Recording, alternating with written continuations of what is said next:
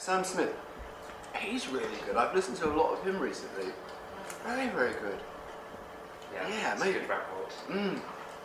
It made me really want to sing songs like that, actually. There's very high, but sort of falsetto-ish. Oh yeah. Soul, blue-eyed soul, you know. Yeah. I'm really ashamed to say it, but I've consciously been going through YouTube for. I've got my daughter to write out a list of who are all the people she's listening to. It's a long, long list. But one of the problems of getting older is that your memory's fading, and so I've been listening to a lot of, especially young singer-songwriters. I'm very fond of some of the stuff with Emily Sandage that I've heard. As far as bands are concerned, although I haven't really got out my way to listen to them recently, the first big album that the Kings of Leon had, I thought was terrific, and I loved it. And one of the things that I particularly liked about them was that so many bands these days don't seem to have a connection with what we used to call R&B. I know that doesn't mean the same thing now, but rhythm and blues. Almost everything from the 60s, in one way or another, had some sort of roots in rhythm and blues. People were listening to rhythm and blues and jazz. They were listening to Ray Charles, Elvis, of course, which was the thing that turned most people of our age. He's the guy that first turned us on. And I include John Lennon in that, Mick Jagger, Keith Richards. That was the first time that they came up against something that had those R&B influences and feelings to them. And then through all that, listening to a lot of black music at the time, that's what everybody of the original wave of bands were listening to.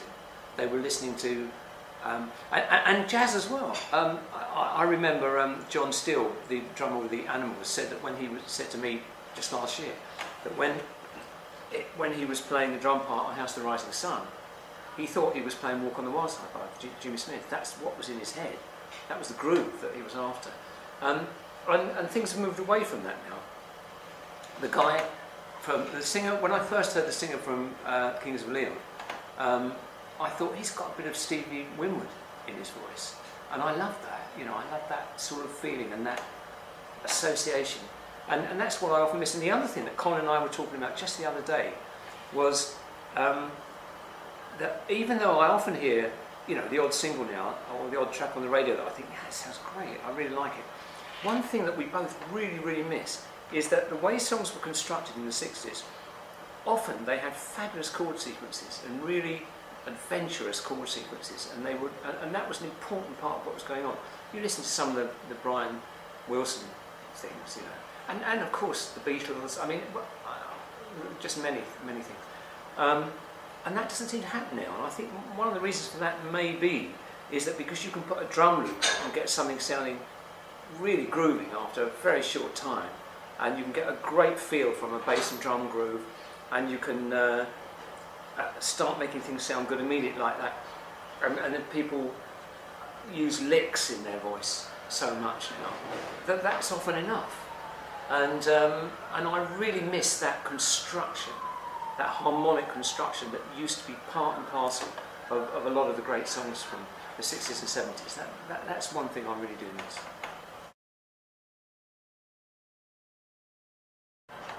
Well, we have recorded one song. we may record it again. I'm not sure. And we've 2 songs, including the remake, the live remake. But anyway. Oh yeah, we've recorded another one. We've remade an old song as tune, and then there's 2 other songs. One that we've actually played live, and the other one we've played certainly live in rehearsal. So that's 4 songs that are in pretty good shape. And there's actually, I was thinking about this just before we came in today. You got Moving On that we've been doing on stage. You've got New York, which we're going to redo.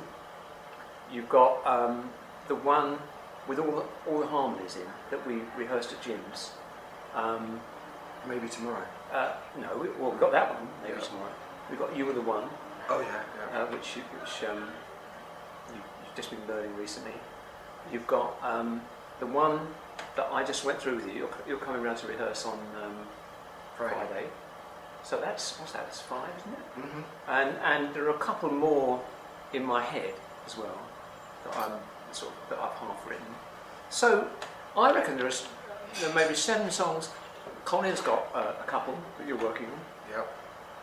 You know, so there are a few in the process, but they've got to be rehearsed and done. And one of the ways we were forced into a way of working to some degree because I'm moving house at the moment and I'm between houses.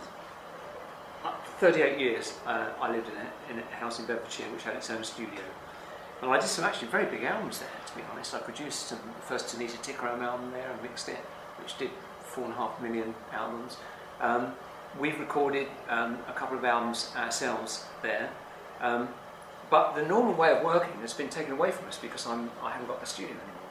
So we started through needs must, but started to really, really enjoy it.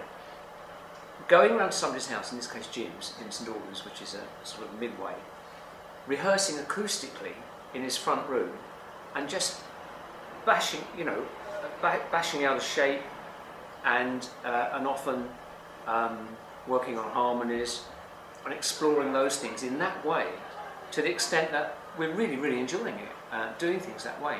And we put together one track called Moving On, which we're now doing on the road and enjoying playing very much. And we're working on the other songs that way. And I think that we might approach the whole album in that way. And then perhaps, I mean, my studio is not going to be ready in time. So maybe at the beginning of next year, sometime, we could go into somewhere like Abbey Road or in the way we used to, Metropolis, but with a very rehearsed shape and structure, including the basic harmony things. But that doesn't mean it doesn't leave space for changing things in the studio. It doesn't mean that at all, because that's what we did with Odyssey and Oracle. We went in with a very rehearsed situation, and then when we were there, we might add extra harmonies or just change something on the hoof, you know. But the way things are working out, it's a sort of retrograde step, but in quite an exciting way. So, you know, that might be the way we're going to put this album together. I just read 2 books in a trilogy, and I think the 3rd book's coming up in November by someone called Jane Thin, which was set in the time just leading up to the Second World War and what she was doing in Germany at that time. And I'd recommend that book too. I've just finished a book called, it's a slightly obscure one, it's called Do No Harm by Henry Marsh, and he's a neurosurgeon. And it's, if you like, a biography of some of the morally testing times that he's been through.